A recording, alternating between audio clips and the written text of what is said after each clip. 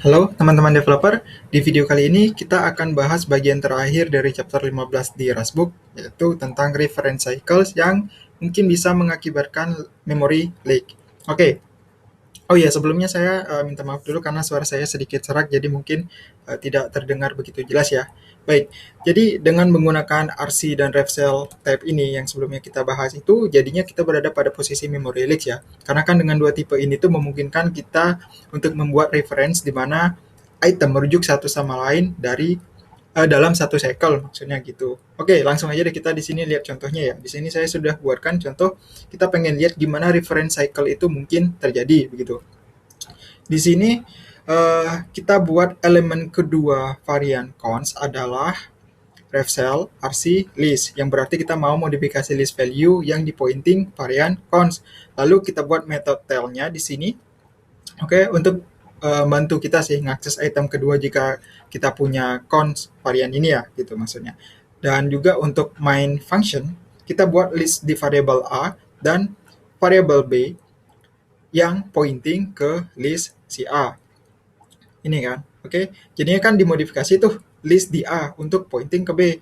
Nah, terciptalah reference ini reference cycle ini gitu. Kita juga sertakan ya di sini print line untuk menunjukkan berapa jumlah reference di beberapa posisi dalam proses yang ada di main function ini. Kemudian untuk instance RC list yang menampung list value di A itu kita kasih initial value-nya 5 dan nil, lalu untuk B adalah 10 dan pointing list si A begitu ya.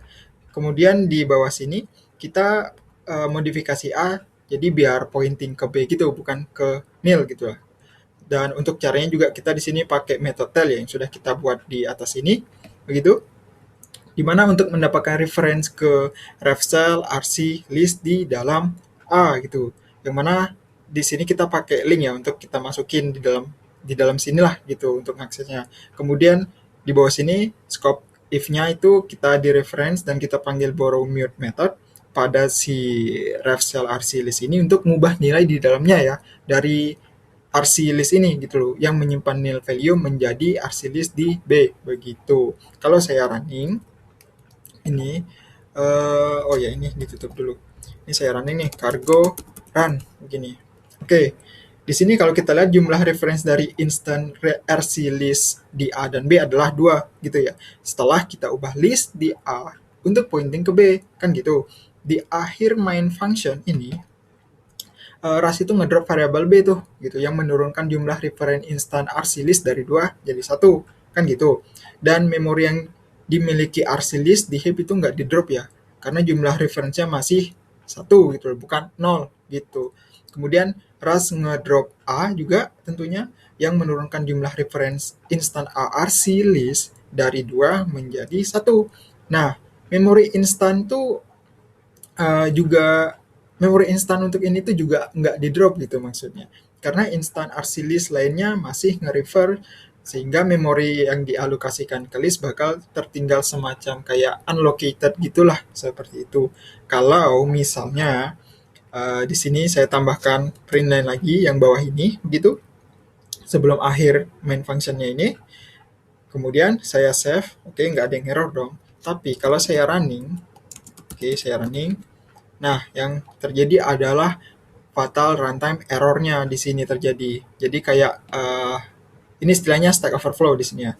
Nah, jadi RAS itu kayak bakalan nyoba cetak cycle yang mana A pointing ke B, pointing lagi ke A, seperti itu dan seterusnya hinggalah akhirnya terjadi di sini meluber kayak gitu deh. Jadinya seperti itu. Oke, kemudian kita sudah tahu kalau memanggil si mana dia.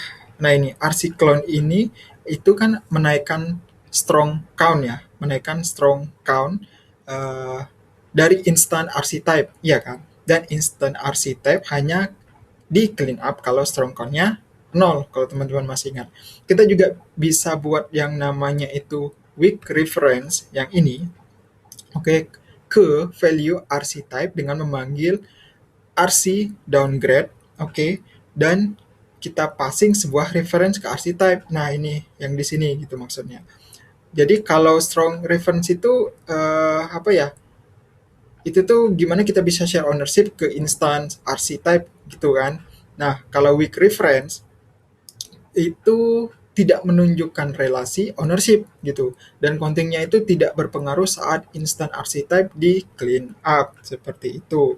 Juga saat kita panggil RC downgrade ini kita mendapatkan smart pointer ini ya, kalau saya buka ini. Nah, ini kita dapati smart pointer weak ya kalau teman-teman lihat di sini.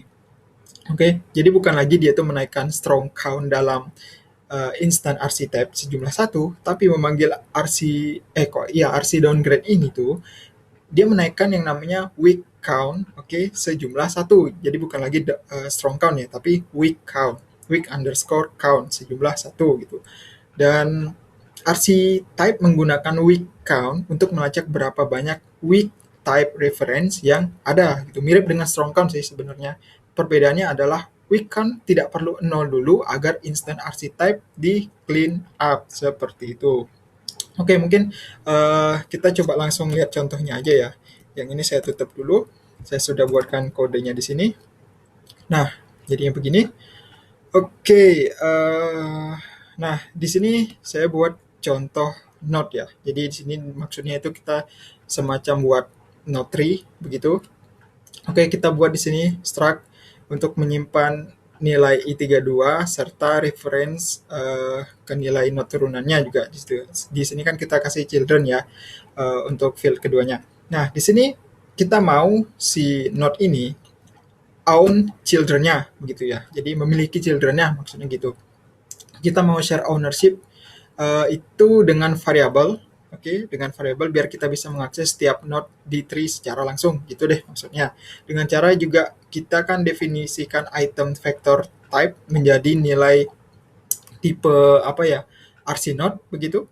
Terus juga kita mau modifikasi node mana yang merupakan anak dari node lain gitu. Jadi kita punya di sini ref cell type di children field ini untuk vektor RC node seperti itu.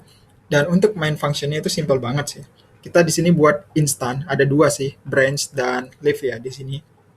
Dan yang untuk leaf ini value-nya kita kasih 3, tapi children-nya itu kosong ya, nggak ada children lah gitu maksudnya.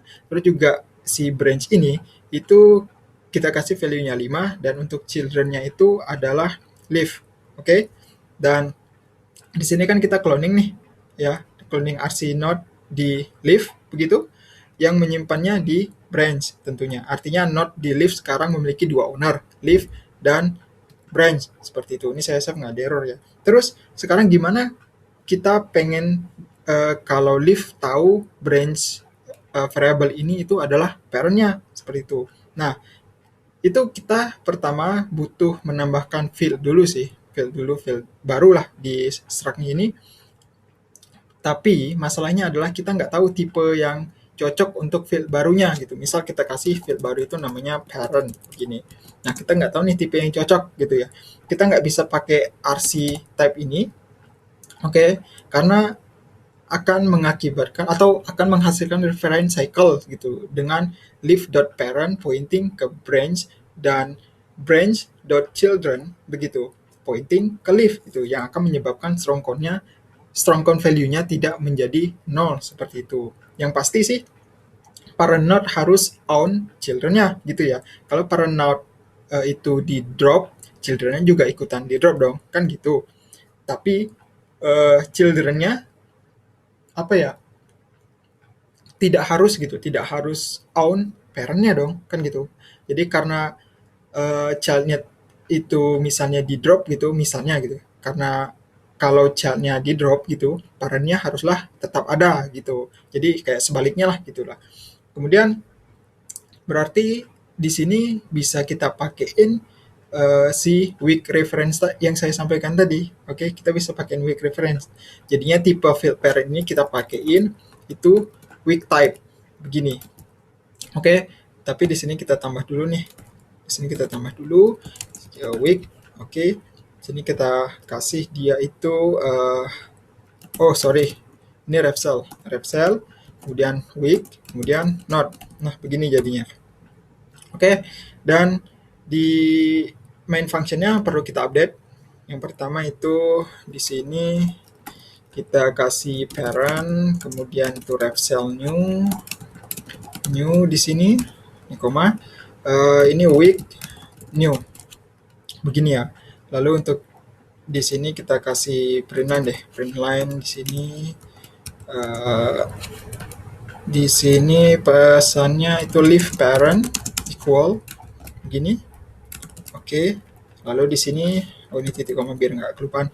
Leave parent, kemudian borrow, kemudian upgrade. Oke. Dan juga di sini nambah print nggak usah. Print-nya di sini aja di bawah nanti. Ini di bawah sini. Ya, di sini kita tambahkan juga di sini parent, ini koma, di sini ref cell, new, kemudian di sini adalah week, new juga, ya week new. Oke, nah di bawah sini sebelum print line kita tambahkan itu di reference ke leave, parent, kemudian borrow mute, oke, lalu RC downgrade. Nah begini, ini kita kasihkan si branch. Oke. Nah, dan yang terakhir itu kita duplikat yang di atas tadi. Di sini masih sama leave parent borrow upgrade. Oke, masih sama dengan di atas. Baik. Ini saya save. Nah, di sini kita akan buat parent di leave ya. Reference instan baru week note yang kosongan nih. Oke. Ini kan week new nih, kosong gitu loh. Di sini juga ketika kita coba mendapatkan reference ke parent leave dengan menggunakan metode upgrade ini, kita dapatkan non value di print line pertama ini ya nantinya. Oke, coba kita jalankan deh ini. Sebentar, ini ke sini dulu. Oke, ini cargo run. Nah, ini kan kelihatan nih non value, ya kan? Kelihatan kalau leave parent sama dengan non untuk yang print line pertama, ya kan? Nah, saat kita membuat branch node di sini, dia tuh juga akan punya week node reference baru di field parent dong, ya kan? Di sini kita buatkan nih, karena branch tidak memiliki parent node, ya kan?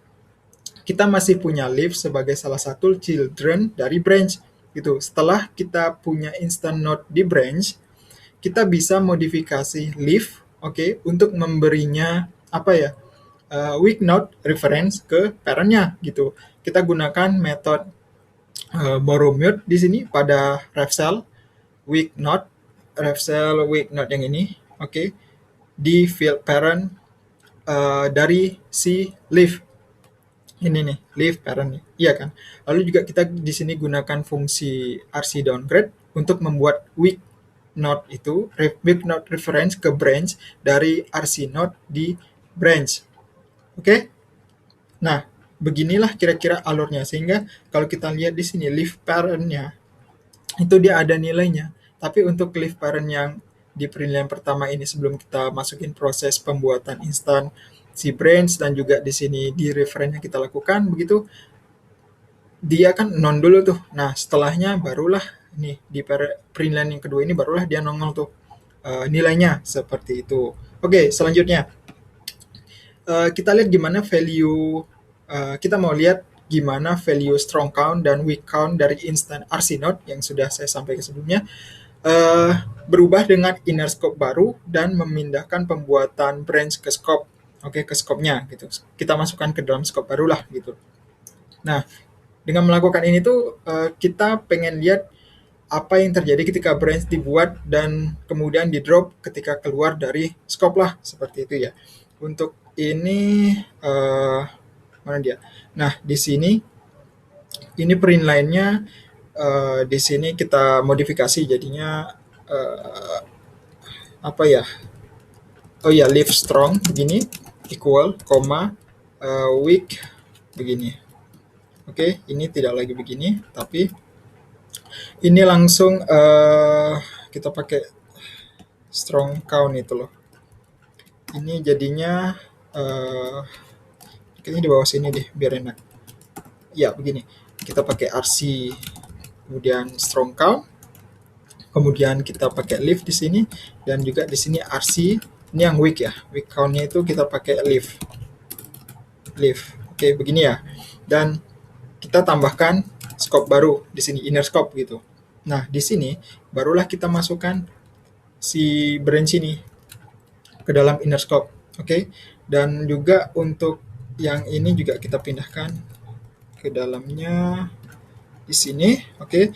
Ini masih sama. Oh iya, masih sama dong, masih sama. Benar. Ini masih sama, tapi yang kita ubah tuh yang di sini. Si perinlannya ini. Itu jadinya ini begini. Ntar ini saya modifikasi dulu. Jadinya di sini dia adalah branch strong equal, yang di atas ini oh ya udah nggak ada. Oke. Kemudian weak equal gini. Lalu untuk yang ini kita panggil itu RC strong count, itu dia ke branch. Oke. Dan juga di sini adalah weak count, itu dia juga ke branch. Dan yang terakhir barulah kita panggil yang ini, print line. Yang di atas ini kita taruh di sini sebelum tutup inner scope ya, sebelum tutup inner scope.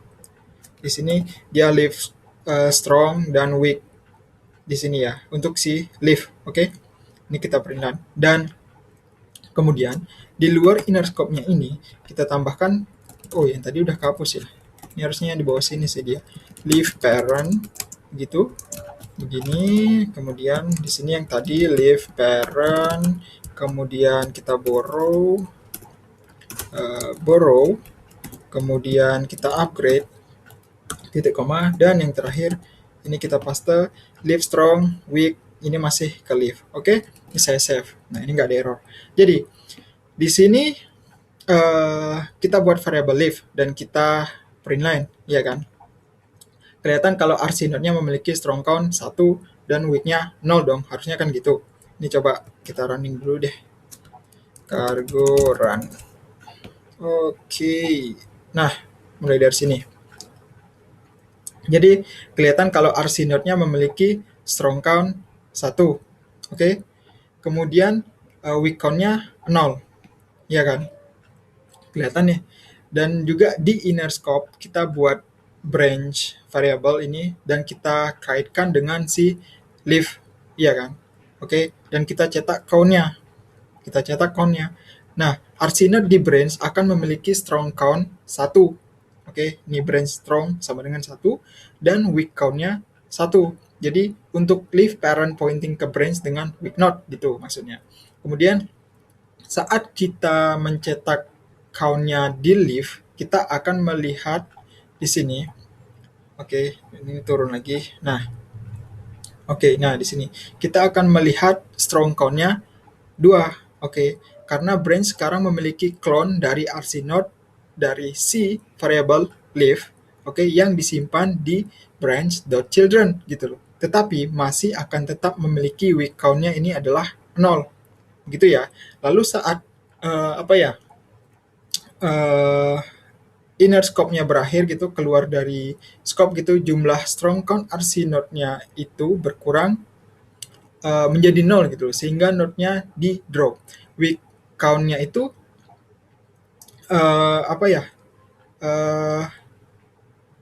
satu dari leave parent tidak berpengaruh apakah node di drop atau tidak gitu. Jadinya kita aman, nggak kena memory leak gitu. Ini kan weak-nya 1 nih.